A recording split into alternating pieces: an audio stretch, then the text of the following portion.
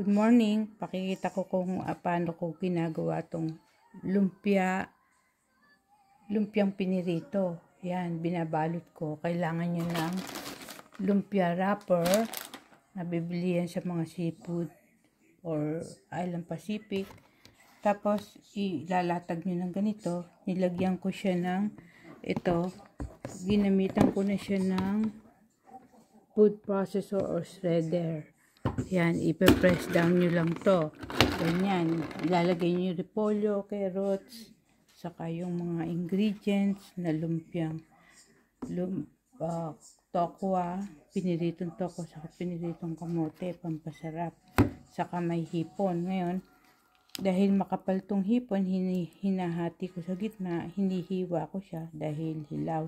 Ngayon, dodoblihin nyo ang wrapper pagka basa yung mga gulay nyo, kaya kailangan dinadry nyo sa strainer para hindi mabasa yung balot, kundi magdodoble balot pa kayo.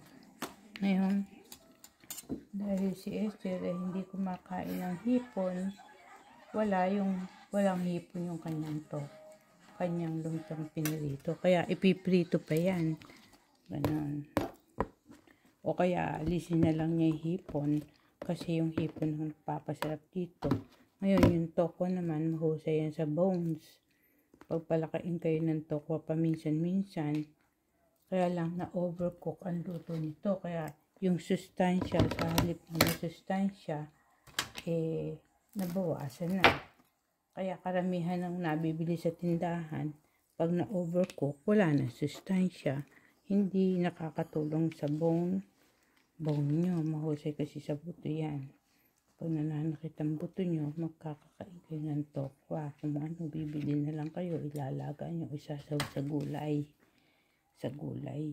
Masarap ang tokwa, masustansya, mayaman sa calcium. Yan. Yun, yung natira, kinukot-kot na Esther.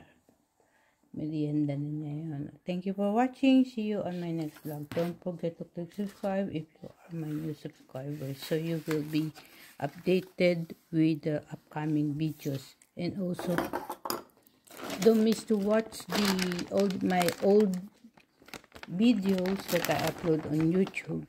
And always read the description, because I add more things that we always need to know.